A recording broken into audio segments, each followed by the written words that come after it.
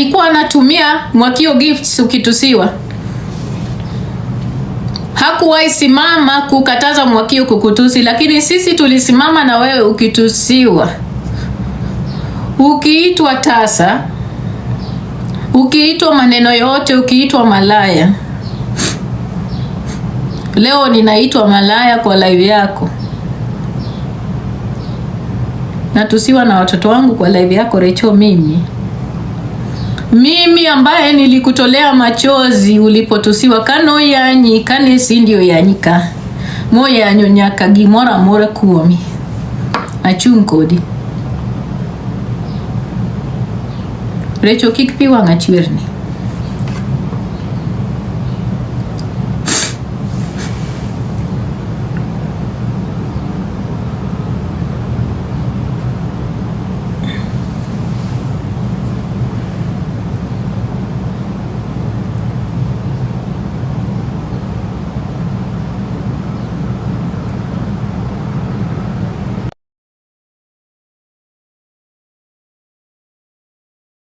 Hello guys, it's your girl Patience Status. Welcome and welcome back to my YouTube channel. If it's your first time here, make sure you hit the subscription box and put on the notification bell so that you don't any time I post a new video. Remember, I'm the queen of online gossip. So welcome to today's video. Don't forget to give it a like and leave a comment on the comment section. A good night for everybody. Please now Aomba kindly tap because the live can only hold when you tap. I hope everybody is fine wherever you are. Thank you very much. Continue tapping. Thank you. Keep tapping guys. Thank you very much. Tapuru tafadhali tufikishe at least 30k 20k and then we'll move from there. Sawa.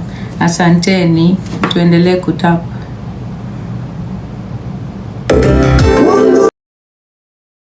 Thank you so much for tapping. Mnanisikia vizuri? Can you guys hear me? Thank you Loki. I appreciate you so much.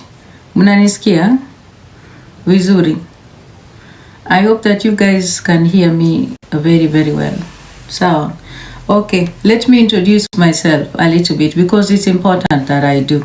All the time when I come live, whenever I want to talk about something that I'm very passionate about or something that touches me, I try to dress, or my clothing tries to speak about what I want to talk about. The color purple represents widows, by the way, for those of you who didn't know. This color purple it's about the meaning of purple is spirituality, extravagance, diligence, and beauty. Purple is a color for widows. It also talks about calmness, okay, and deep intuition. That is what it means, and royalty. And also, let me say, I am my earrings and my bangle are from Swarovski. My dress, as usual, is from Adriana Papel. You can look it up. It's about $2,100.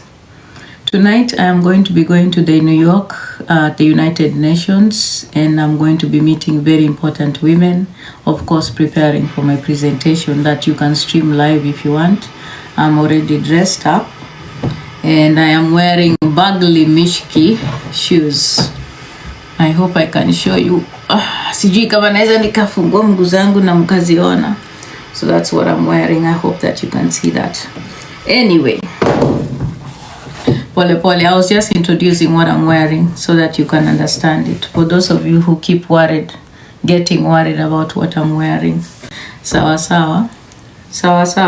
Ai, nani wana zidi kunitumia game takataka hii. Sitaki unitumie game. My moderators, tafadhali asanteni kwa kukua rada. I need you to block as usual. I do not want any form of disrespect on this live.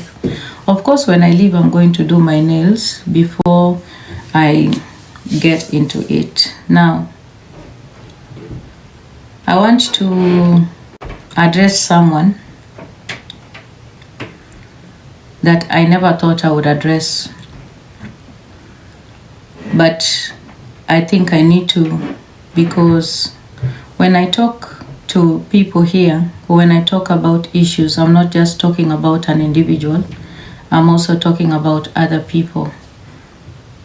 I hope that when I speak about issues, especially issues of women, and I'm talking about a particular person, I'm not just speaking about that person, but I'm speaking to other women as well. So today I want to talk about widowhood, and I want to talk to Rachael Otuoma a little bit, because I realize it's important that I do so. One of the things that I'm going to say very clearly, and I want to say this deeply from my heart, is that today for me was a bit of a disappointment. I had a gamut of feelings after what happened today. And because I'm a person that embodies the respect that I embody for some things that I stand for, I want to have this conversation with utmost respect. I am not going to create a platform where a group of people that I consider minorities or disadvantaged are going to be disrespected. Moderators, block anybody that is coming to write what's happened on my platform. Block them immediately. Block them. Thank you so much, moderators. There are things that I stand for, there are values that I cherish that can never allow me to stand on a platform and go against those values. I can insult Rachael the whole day if I want to. I can try to put her down the whole day if I want to. I can call her names if I want to, because I can.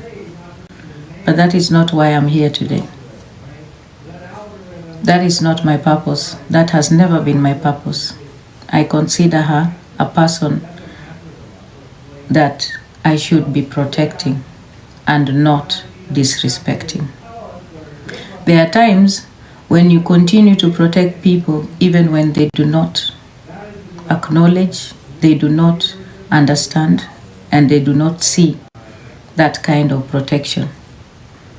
There are a lot of women that we have fought for here, and those women have gotten freedoms even from the people who fought for them, and they never respected them. There are women today that are able to stand on this platform and talk about issues because other women laid their lives for them. There are women who died for us to vote. There are women who died for us in Kenya to be able to get IDs as married women in 1983. Women fought for us. Women went to Beijing for us to be seen as human beings and not to be subjugated and not to be objectified and not to be seen as second-class human beings. But still, even today, there are women who still disrespect the women who fight for them. The fact that you fight for women and they continuously disrespect you should not make you stop fighting for them. Because when you continue fighting, it keeps that fire burning. It sows seed of hope in the little numbers, and then it trickles down. Selflessness trickles down. Sacrifice trickles down.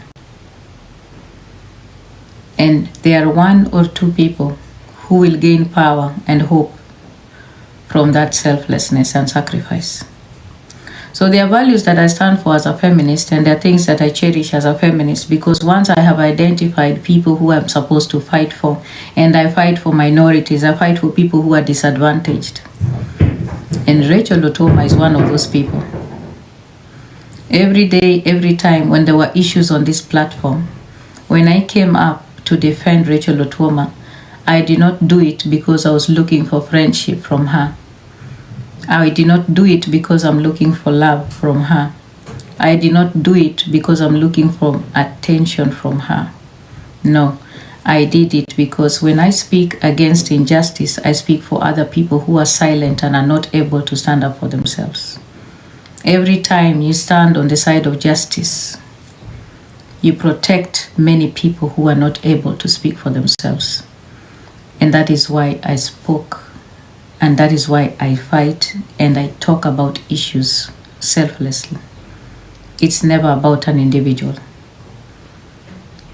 And that is why most of you don't get to understand that. So Rachael Otuoma, I want to take you back in history so that you can understand who Diana Ross is. Rachael, I have spoken and I have worked with women who have left me in court after we have arrested their husbands. I have stood in court with women who I have fought for, and they have agreed to be witnesses, and they have left me in court. I have welcomed women into my home, given them shelter when they are running away from violent men, when I had my home as a shelter in Kenya. And these women still came out and tore me down.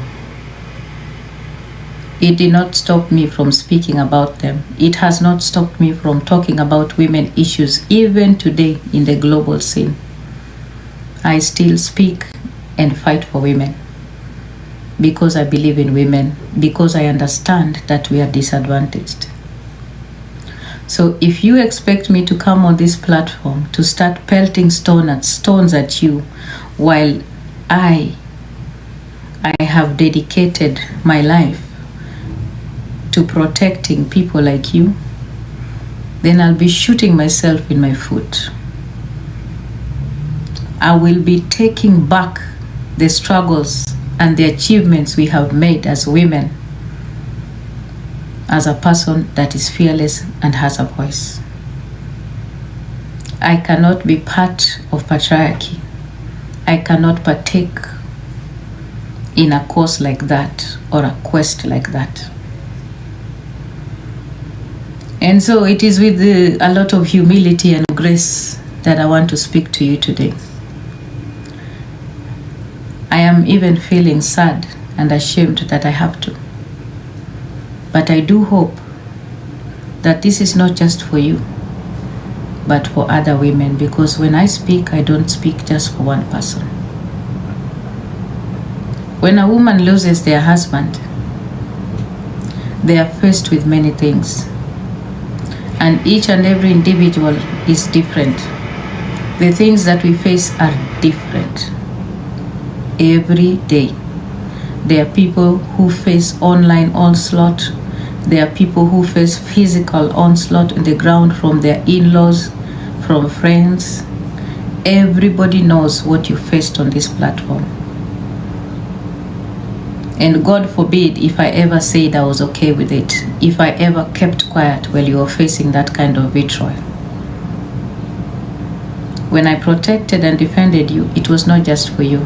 It was for other women who were quiet and did not have the strength to protect themselves. When you speak, you don't speak for yourself. When you empower, you do not just empower yourself or one person. Empowerment trickles down to groups of people. So my voice as Diana Ross is priceless, Rachael Otuoma. It is not worth friendship. It is not worth associations on TikTok. It is not worth gifts on TikTok.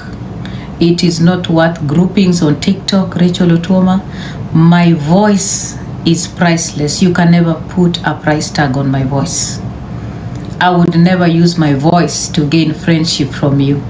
My voice is too expensive. My voice is life-changing. My voice is impactful. It cannot be traded for anything. Never. I would never seek friendship with you because of my voice. My voice is a legacy, Rachael Otuoma. It paves way for the disadvantaged. Not just you. And I have used my voice for several years, Rachael Otuoma. You are not the first person that I'm using my voice for. I used my voice the first time in 1997 when I wrote my first article that was published at the United Nations when I talked about greenhouse gases. I used my voice for the first time again when I was just a little girl in class 7 when I had to talk to the president of Kenya. I used my voice, Rachael Otuoma, in Kenya when I helped put a man in jail who worked at the United Nations that had cracked the skull of his wife. I used my voice and he got himself in jail. Rachael Otuoma, my voice is powerful. My voice is part of the reasons why the Marriage Act in Kenya was amended. My voice is one of the reasons why the Sexual Offences Act in Kenya was amended, so that we have autopsies on the types of rape, including death rape. My voice, Rachael Otuoma, put Mugo Wairimu in jail. My voice has talked about rape culture in Kenya. My voice, Rachael Otuoma, is the reason why you wear short skirts in Nairobi today and no man can strip you. Because my voice brought over 6,000 women in the streets of Nairobi in 2014. My voice, Rachael Otuoma, is the reason why the security bill was put in parliament. My voice, Rachael Otuoma, is the reason why today we have 25 years for men who strip women because of their dressing, Rachael Otuoma. My voice is the reason why I was given top 40 under 40 Kenyan women in 2016, women to watch out for. My voice, Rachael Otuoma, brought 15,000 sanitary towels from the United States, from Ohio, Minnesota, Alabama. Women collaborated and sent sanitary towels, 15,000 bags of sanitary towels that helped put girls in school in Homa Bay County for over 2 years. That is my voice, Rachael Otuoma. My voice is the voice that helps the girls in Wikoonje Primary School in Diwa. My voice is the reason why I was able to bring children here in the United States, even though I keep getting insulted that they were not mine. Those are my babies. My voice, Rachael Otuoma, is the reason why in 2016, when I came to talk about femicide at the United Nations, my name is still in New York today. My voice, Rachael Otuoma, is the reason why today, if I died today, there are women that you would never, ever, ever believe you'd see in my funeral.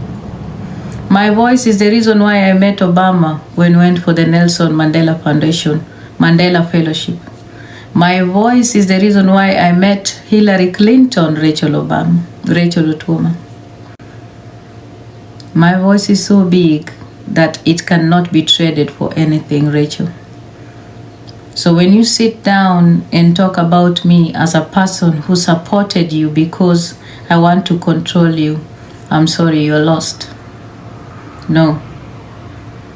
My voice is so powerful, it does not seek to control, it seeks to protect. I hope you remember that. And even today,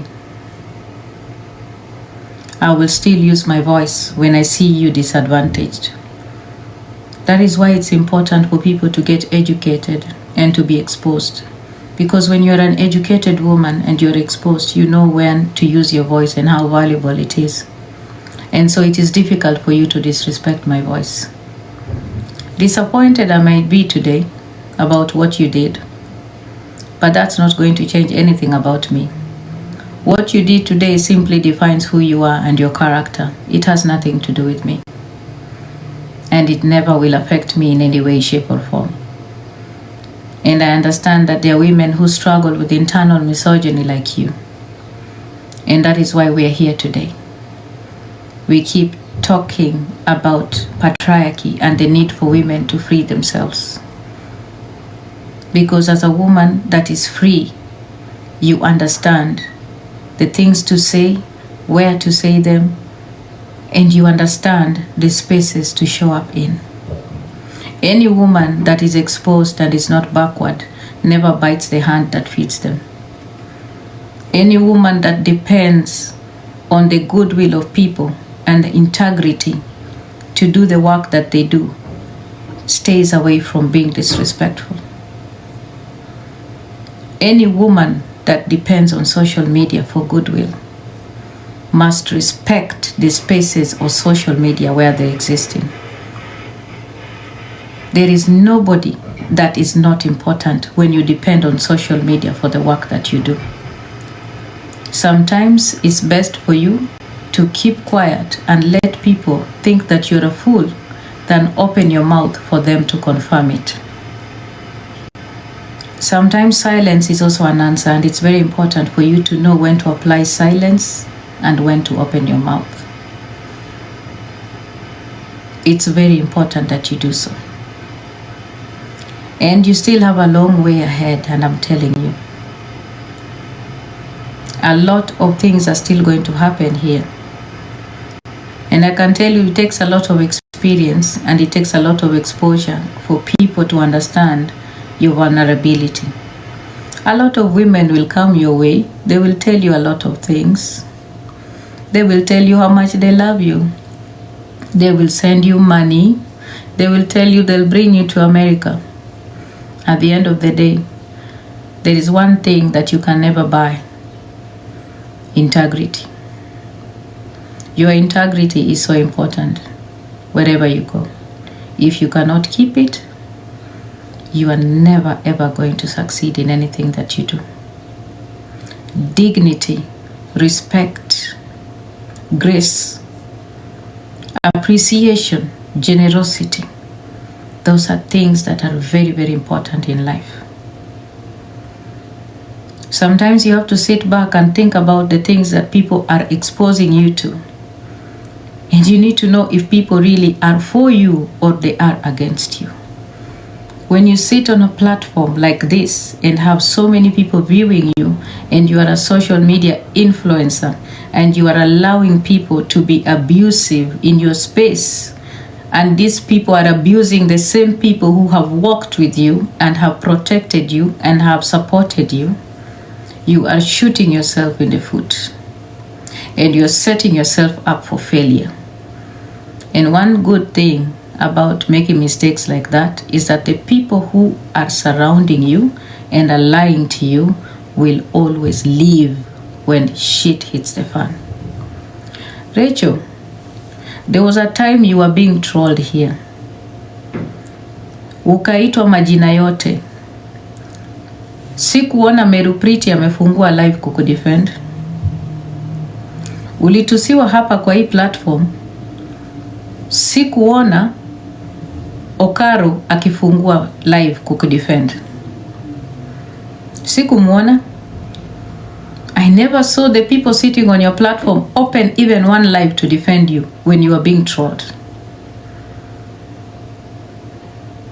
Woe unto thee when you trust the people that defend you in private and not in public. Those are the biggest snakes. By the way, most of you don't know that I blocked Rachael a long time ago. I blocked Rachael when Otuoma died from my WhatsApp. I have never talked to Rachael on the phone. I don't talk to Rachael on the phone at all. I don't. I blocked her when Otuoma died. Anaweza kuambia. And the reason why I did so is because I didn't want an opportunity for people to start saying that, oh, she's talking to her, she's doing this to her, she's doing that. No. I needed to do things that I needed to do without her feeling like she needed to come to tell me thank you. That is why I blocked her. There are people who are close to me who know that I blocked her. Hata mkiuliza Bansi atawaambia. And one thing I need to make very clear. When we raised money for you, we did not raise it because we wanted your attention or to control you. We raised it because you needed it. We raised it because you are a grieving widow that needed help, and that is the support we gave to you. And I have no regrets, Rachael Otuoma. None whatsoever. I do not regret supporting you. And I never will. Because that support that I gave to you, the appreciation is in the people that were able to come to your house and find food. The people that were able to come to your house and find shelter and a tent. The gratitude is those words of thank you that those people were saying. Those are the blessings. It's not about you, Rachel. It's about the people that kept on putting blessing upon your head as a person that needed protection. When we gave you support, we did not give it because we wanted you to follow us for friendship. Rachel, we have friends. You saying that you want to be controlled for what, my dear? What would I be controlling you for, Rachel? I'm in the United States. You are in Kenya. Even recently, I am the one who even sent you contacts of white men that are coming to Kenya so you could host them and they get to pay you. So why do you think I need your friendship, my dear? Do you send me money? Why do you think I need to control you? Why do you think that I need you? That's the thing I'm very worried about. I don't understand. What is it about being controlled? I don't get it. So let me tell you one thing you need to learn. One of the greatest things that you need to learn, because every time you keep saying, ni nyaka no itek titar, nyaka no tek totar. Rachel, ana nyako soko. Alelo mohe winya ber. Rachel, we si mwenda wazimu. Mimi ni mwenda wazimu, my dear. You have no fucking idea who I am, my dear. You do not have any iota of who Diana Ross is. And nyakwa gojode, ana nyagojode. And nyakosoko. Moke uchula kama sengre nyakwa rokongo kolunga. Matara. Ay. Wewe ndio bado uko kwa baby class ya kukua mwenda wazimu, my dear. You are still kwa baby class. Na jan kai niwe ni jane ko isiko ne jini ni ananyaka na tatek nyaka bondo ananyaka bonda tek titar gango jaber kadi tek titar to di chung kendi bwana di iko chuori kendi. What are you talking about? Nini unatuambia? Usifanye diende kwa places sifai kwenda, my dear. Wa gold palms. Wacha nitoe viatu.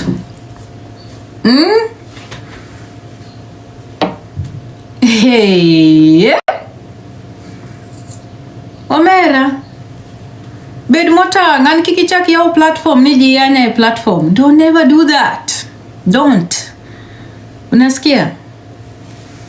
Ati Ali invite you to co-host. Chieta Ali, usikuja kuni invite Chiet Guok. Umboy.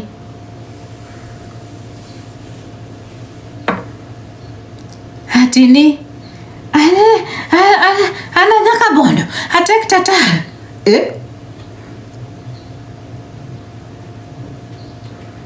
Kama unajua uko itak titar, si ungezika tu bwana yako peke yako. What's the big deal?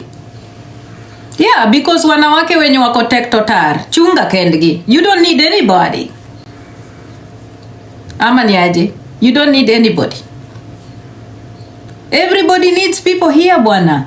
Anyone needs people, need each other.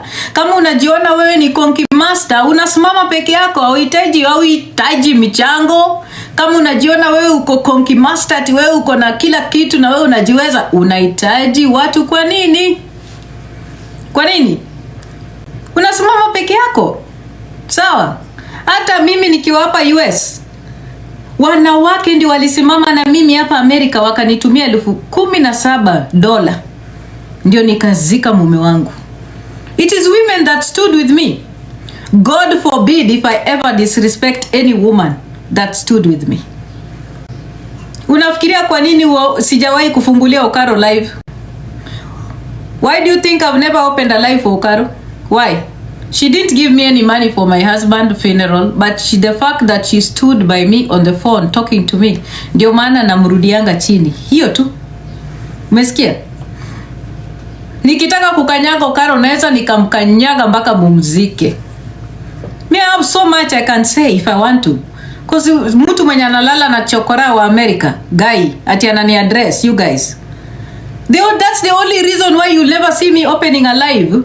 Nikim disrespect because she took her time to call me and be with me. Unaelewa? Inaitwa heshima. Respect. Hata akitembea kama chiriku kila mahali akijaribu kunikosea heshima huwa adikora. Narudi chini kwa sababu ninakumbuka kuna mahali huyu mama alisimama na mimi. Na hiyo inaitwa heshima. Unasikia? Manegi mikia. Nyakidog chien. Ukinya chaji. Kwanza ano kadua ni chaya. I would never do that. There are women here. Akina Lina Nyamwaya, the women from Delaware, Mary, Brenda, Cheryl, women I don't even know their second names. Women that stood by me. Liz, Benta Muspal. Women that took their time and stood by me. Kwani mnafikirianga na inaitanga tu Benta Rambo kwa nini naachia hapo? Unajua kwa nini? Do you know why I do that? Kwa sababu ni wanawake walisimama na mimi. Unasikia? Huyu Benta mnamuona hapa. This Benta municipal mwenye mnamuona hapa. I'll tell you a story today. Na najua hata furahi. Do you know why I have respect for Benta Municipal? Umewahi kujua kwa nini? Because nikiwa pale St. Luke's Hospital, when I was in a mental hospital and I needed someone to get me out of the hospital. Unasikia? Hakukuwa na mwanamke yoyote except Benta. Huyu Benta Municipal. Mnanisikia vizuri? Sijawahi waambia. Unasikia? Na ni huyu Benta Municipal moja tu ndiye aliniambia, you know what? Hautakaa kwa nyumba. You're gonna go to work. Get up. Ananipigia simu ananiambia nimeshakutafutia kazi, amka. Unakaa chini kwa nini? When I had given up in life. Kama kuna mtu anafaa kunichamba kwa hii platform ni Benta. Hata sio Okaro, ni Benta.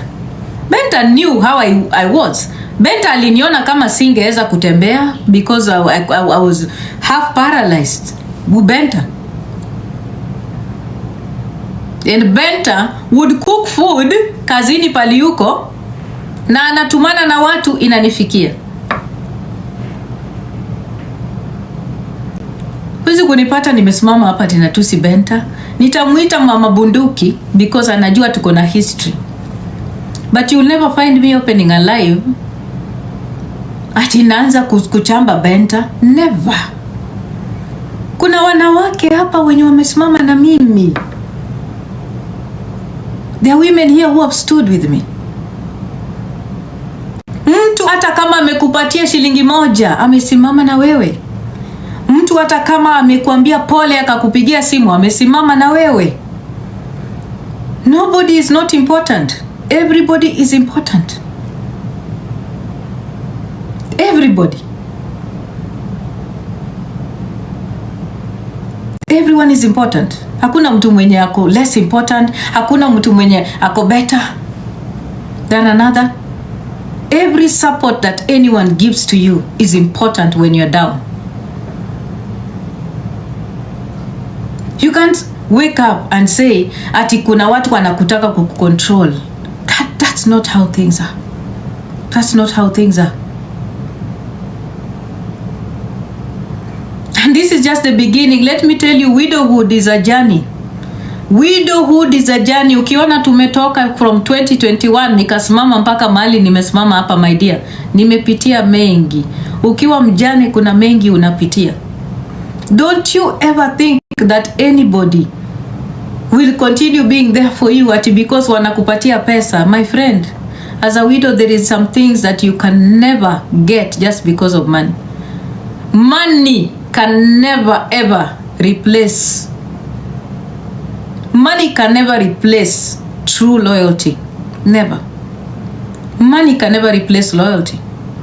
Money can never replace integrity. Never. Thank you, AC. Never. People will give you money and make you think that they are the people who support you. No. A person that loves you and cares for you will tell you to stop when you're doing something wrong. A person that tries to cover your face with money is a person that does not care about you. Anytime a person uses money as leverage, as a way of communication with you, that is a person that objectifies you, a person that sees you as a tool for trade, a person that has minimized and dehumanized you, a person that sees you that you can be objectified, you can be bought. Anakuona kama mkate kwa shelf. Kidogo kidogo pesa inafanya unaanza kukuwa na mawazo different. Money as a tool for negotiation, as a tool and basis of friendship is very dehumanizing. It's actually subjugating. It's some kind of slavery.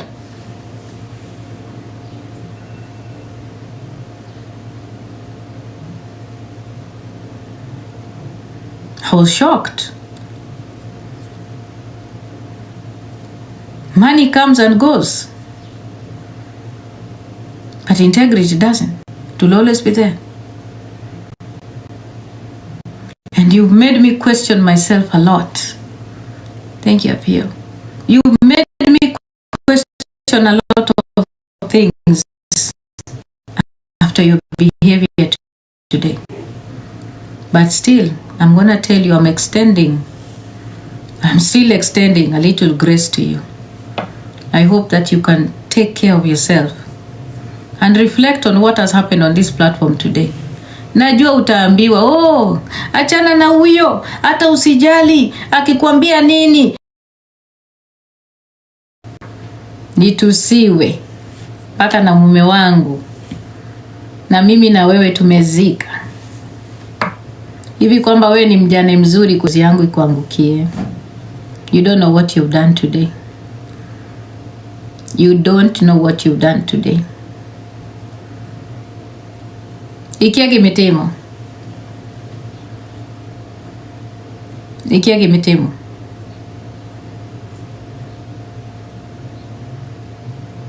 Ujui kitu umefanya. Ikia. Today, I want to talk about Mcara because this is the whole purpose of this whole reason.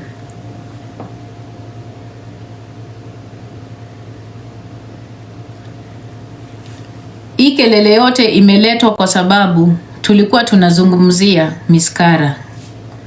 We talked about Mcara and the fact that Mcara ametuibia pesa hapa. So everybody everywhere was talking about Mcara, not just Diana Ross. And then yesterday night, I find a recording of Rachael making fun of me and JB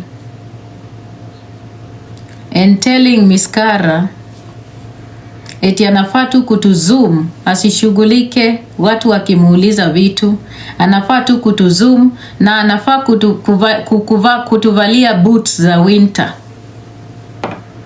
tukimuuliza stories za pesa. In other words, he was telling her she should not come and explain herself or do anything. She should sit back and put on winter boots, alafu akae akizuma kituchekeleo. Yani ni kama sisi ni kama mpaka She mentioned our names. She mentioned JB and mentioned my name.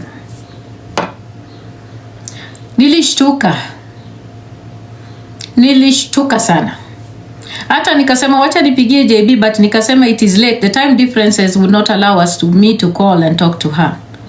Nikasema wacha ni pause kidogo niwache. So then we start today morning.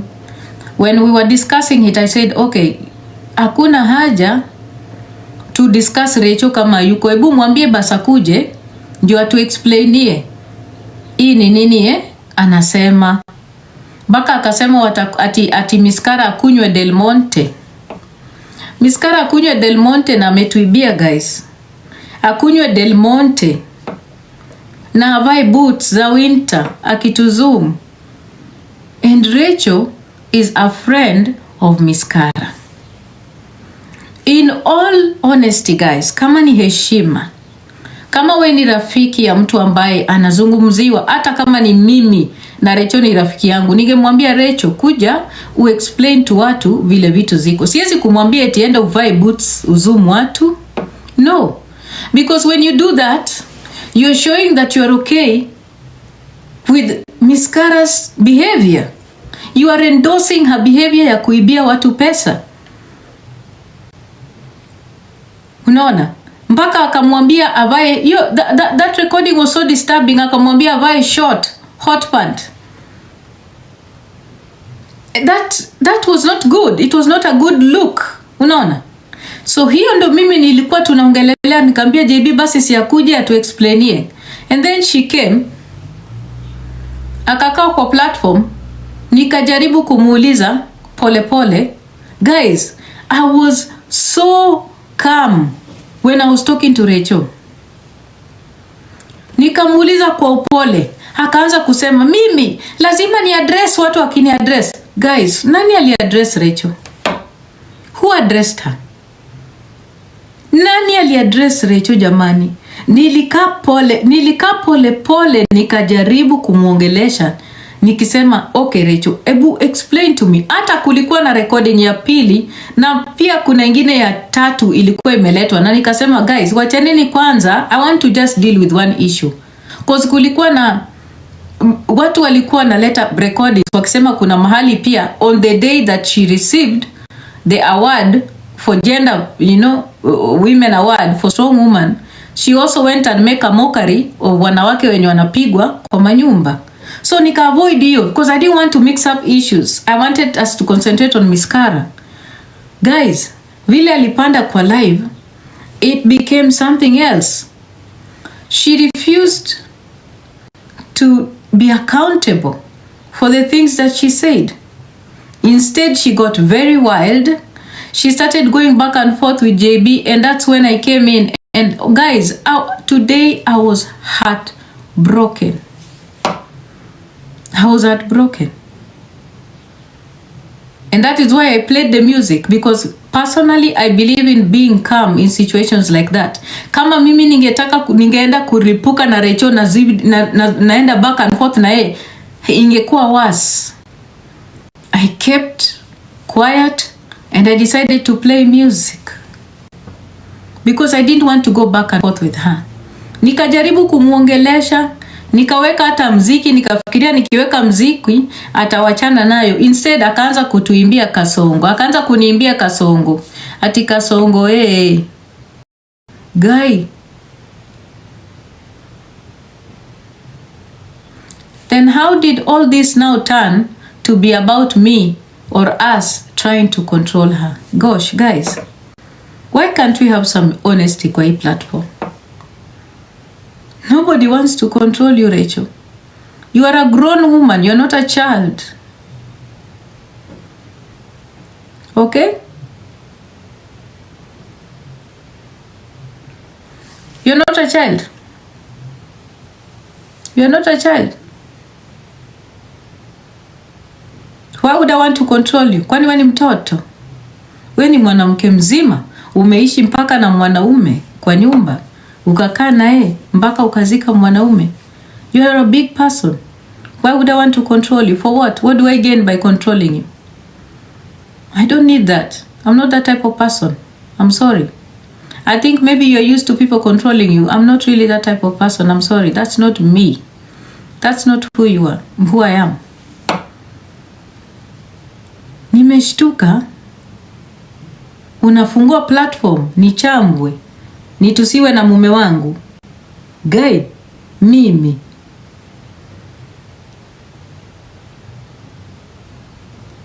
Diana. Like, at what point did you become that disrespectful?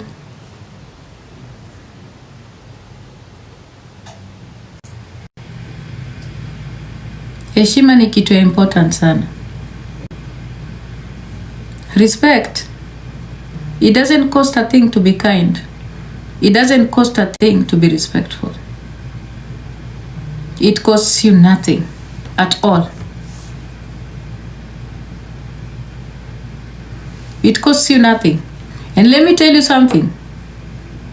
Kikicha wahinya. Because gimakini kia.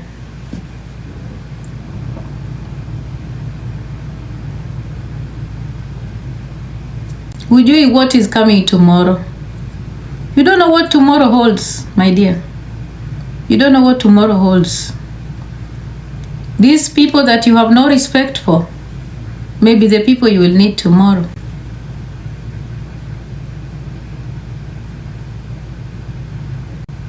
There's no need for you to be that disrespectful. Knock knock. Who's there? Is it deposit? Is it cashback? It's deposit. Rachel, heri hata wewe ungefungua live unitusi peke yangu. Deposit. Lakini Rachel kufungua live hati watu wanatusi bwanangu kwa platform yako na kifo yake. Umenipatia chills. Humility doesn't cost a thing.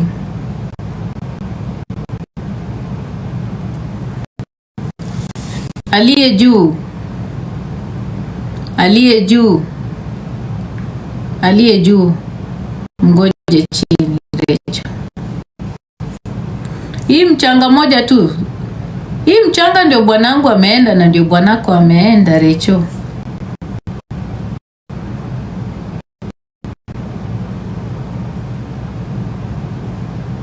So kwa hivyo unajiona kama wewe uko mjane special, lakini sisi sio wajane. Wewe uko more special than me. Rachel, umefungua platform nitusiwe na bwanangu. Mimi Rachel, mimi Diana, hiyo platform mayanya gichuora moto kachunkodi maumi aumi kaka nyathiwa kaka nyamera.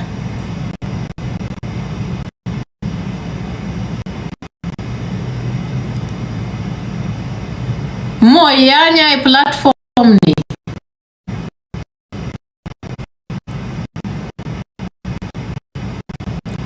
the first time I defended you, Rachael, was the first time Mwakiwa alienda kaleta obituary ya bwana yangu kwa platform yake. Obituary ya bwana yangu ilitolewa kwa Google, ikaletwa kwa platform ya Mwakio kwa sababu nilikudefend Rachael.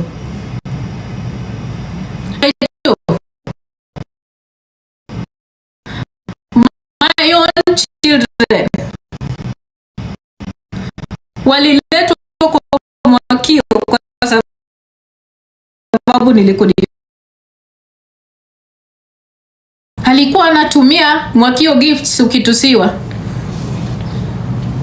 Hakuwahi simama kukataza Mwakio kukutusi, lakini sisi tulisimama na wewe ukitusiwa. Ukiitwa tasa, ukiitwa maneno yote, ukiitwa malaya. Leo ninaitwa malaya kwa live yako. Natusiwa na watoto wangu kwa live yako, Rachael. Mimi ambaye nilikutolea machozi ulipotusiwa kano yanyi kane sindio yanyika. moyanyo nyaka gimoro amora kuomi. Achung' kodi. Rachael, kik pi wang'a chwerni.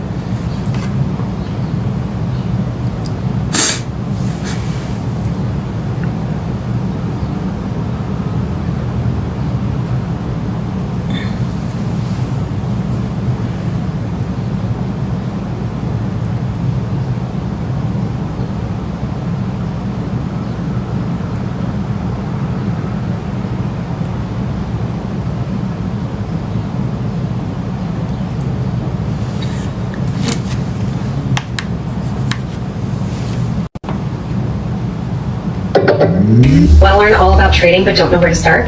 I've always preferred Vantage, the powered trading app. Let me tell you why. There are more than 1 million consistent.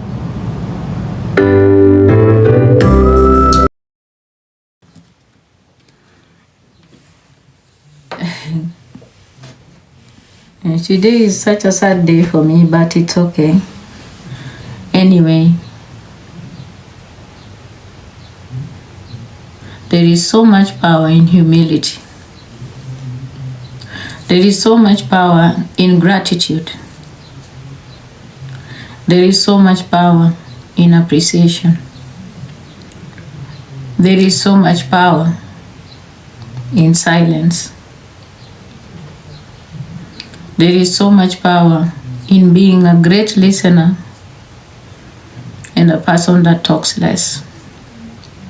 Listening more is much more powerful than talking more.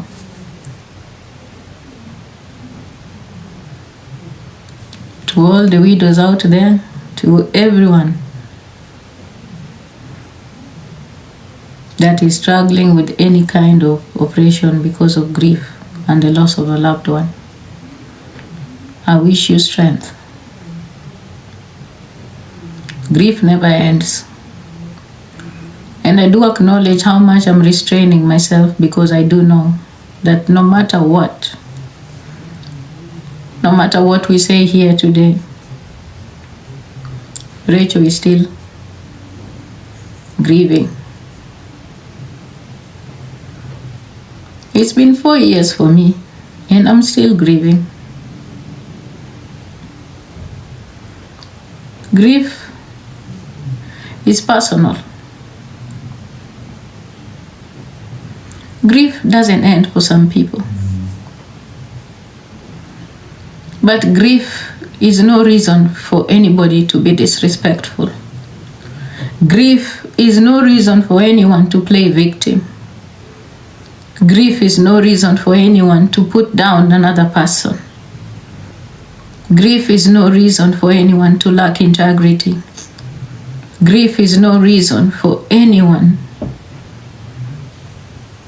to find joy in mocking other people. The fact that you're grieving should not be used as leverage for you to play victim and to disrespect other people. So to me, Rachael, I will tell you, I hope that you can check what has happened today. And I am not asking for your friendship, no. I am asking you to start looking out for yourself. Because there's something called character. If you do not have it, as a person that depends on social media and the goodwill of people to do your business, you're digging yourself your own grave. You can disrespect me, that's okay. I'm not important. But protect that which brings food to your table.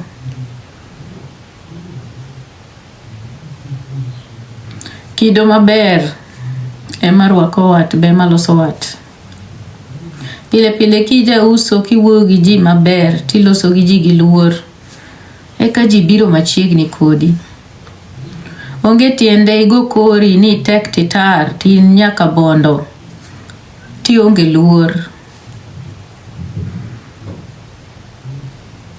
Kionge gi luor kuonde ma ji odak, nyaka ing'e kaka idak gi ji, nyaka ing'e kaka imingol gi ji, nyaka ing'e kaka ibet gi ng'ato ka ng'ato. Nyaka ing'e kaka iloso gi ji, nyaka ing'e kaka milose gik miwacho. Mago gik ma nyaka ing'e kaka itimo.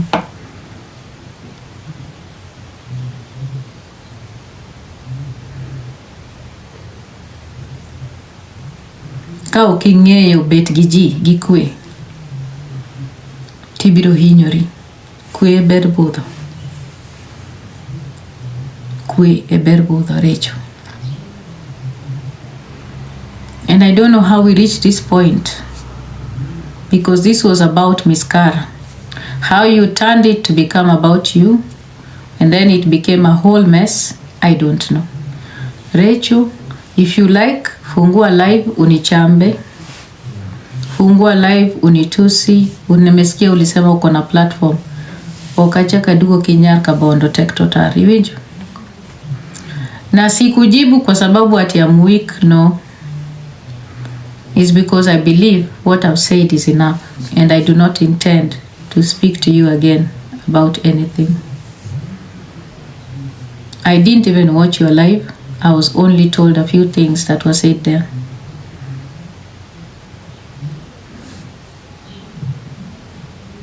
History ya watu kusema ati hao ni wenda wazimu, sijui nini. Guys, wenda wazimu, hamjawahi kuona wenda wazimu. Watu wenye wanasemanga ni wenda wazimu hata si wenda wazimu. I'm telling you. And nobody is an island. Let me just make this clear to you. Nobody is an island. If you are an island, haunge kuja kwa TikTok tukuchangie pesa. Kama we ni island.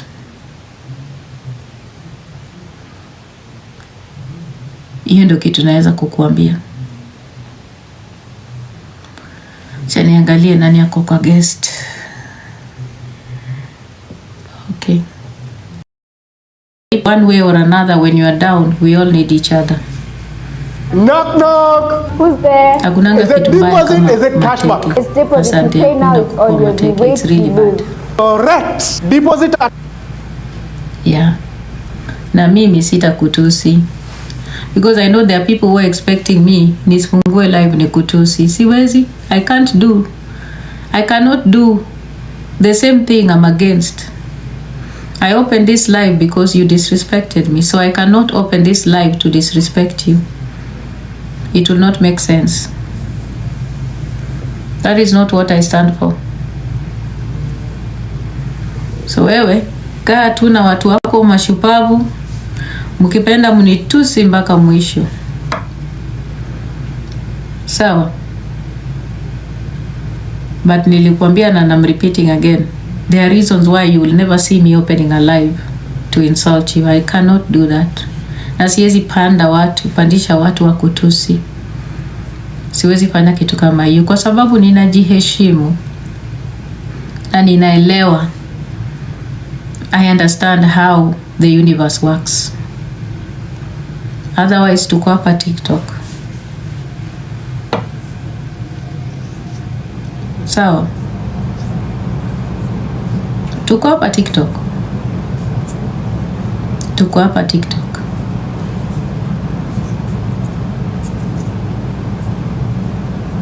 We are here in TikTok.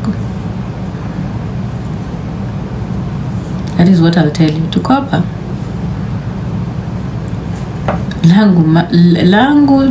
Langu jicho. Langu jicho.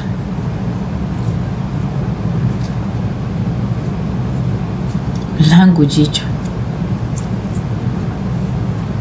Wapi JB? Ulikuwa umetuma nini? Nione huyu JB. Hey dear, what are you doing? Asa, how are you? I'm fine, you're looking good. Oh, thank you. How are you doing? Fine.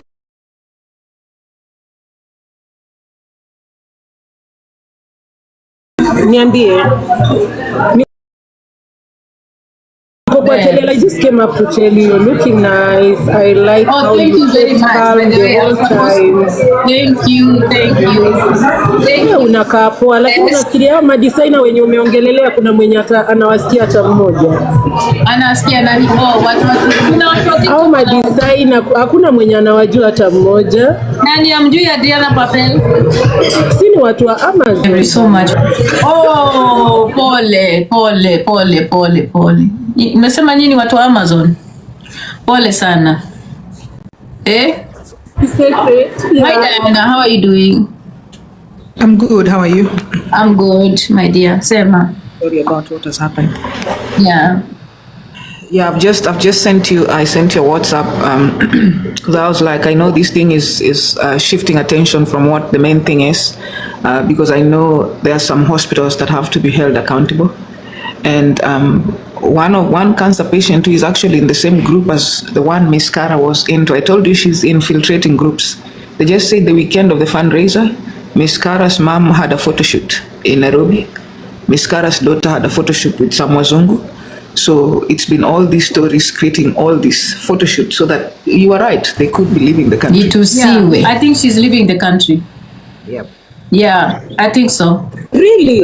Yeah, I think Miss Ghana is leaving the country. I think she's leaving the country. I don't know if I should send you those statements. Nani JB zake. Send me. Nitaziangalia nikifikia. Yeah, between 2022 Diana, naisikia kutoka 2022 JB mpaka 20 mute kidogo JB. Between 2022 to 2025 Mcara has raised 5.6 million.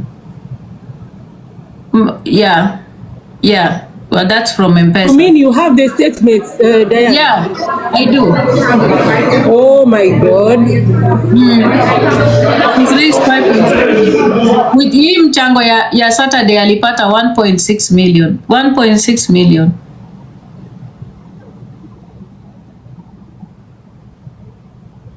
So I feel like I don't know, nani Diana?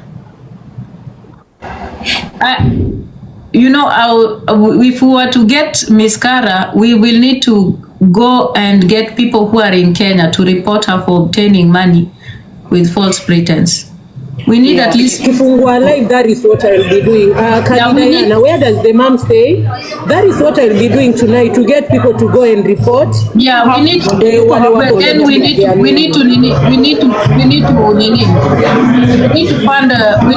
to fund those people to go to report at Central. That's the only way. Otherwise, I have a great feeling that she could be asijui JB. I don't know why I feel like anatoka hata leo ama kesho. Sijui tutafanya aje, but unajua uwezi ukalert anything without the report. The police report needs to be out. That's the first thing. I will try to mobilize people later. Nimesikia amefungua live ana dance. Yeah. Nimesikia Mcara amefungua live ana dance. Ni ukweli kwa Mcara? Naambiwa she has opened a live dancing. She's learning from the best. Guys, can you check? Ni nani? Nani amefungua live? Ama ni Rachel, it's okay. She can do that. I think I'm used to her reaction when she's been ni Rachel amefungua live ana dance. That's Nyarka Bondo take total. Yeye unajua sasa she'll never need anyone. Fine. Si tuko sawa. JB, so unafungua live yako saa ngapi tukishuka? Immediately nikitoka hapa. I need like maybe 1 hour. That's okay. Even me, I need to be en route. Yeah. I'm almost leaving here. Mtaratara sema. What's new on the street? Nimekuwa kazi Diana. Nothing much. Utapata ma recordings, my dear. Alafu kuna kitu nitakutumia inbox. Oh, okay. Yeah. Hebu nitumie sai. Nakutumia kitu inbox. How you do at work? Niko job, niko break, nimejiba. Nimeona. Hebu nitumie sahi. Tuma nione. Sawa, wacha nikutumie.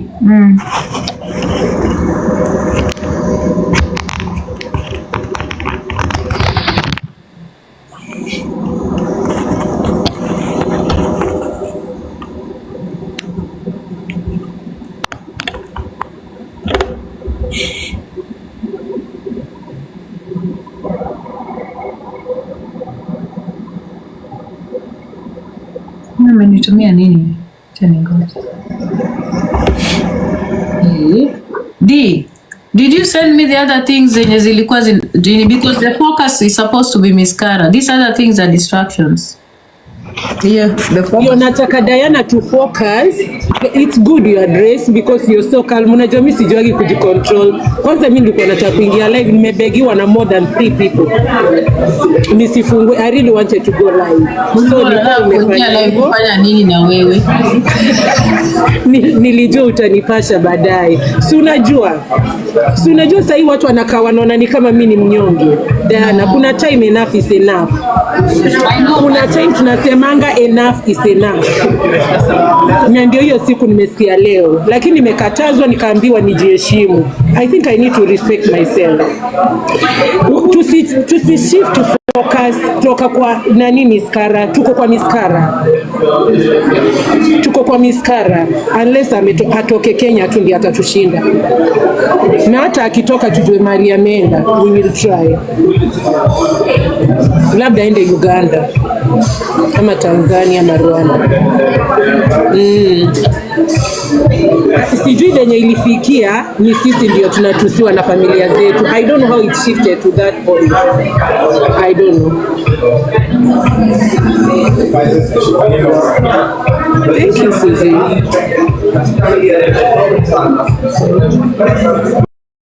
No, did you see the visa?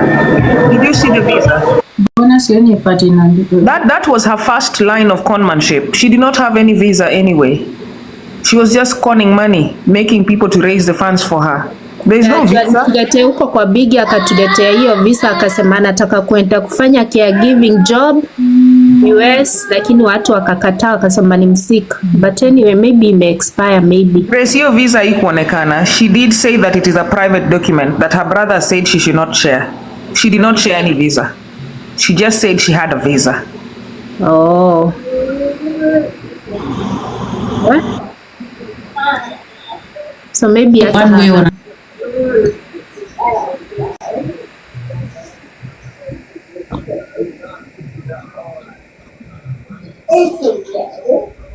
Anna, the 5.6 million from when? Because she's been raising money for long. Na kuna wale umsupport privately. Ukuona hata yule jamaa mwenye mamake I think alikufa na kansa, huwa anamtumia 20k every week. Huyo jamaa alikuwa analia akisema sema Grace, alikuwa analia akisema every week yumtumia 20k after kulose mamake na kansa. Sasa alikuwa akisupport Mcara. Sijui huyo jamaa alikuwa analia anaitwa aje. Yeah, I've heard that story. Nilisikia usema this guy who went live. Hebu block mtu yote mwenye anakuja hapa kuniambia ati Rachael anani address. Okay. Huyo jamaa alikuwa anaongea na Pain, anasema venye amekuwa akimsupport since alose mamake na cancer. So thank you so much for watching the video to the end. Remember to like, share, comment, and if you have not subscribed, please make sure you subscribe and put on the notification bell so that you know every time I post a new video. So guys, thank you. I'm gonna see you on my next video. Bye.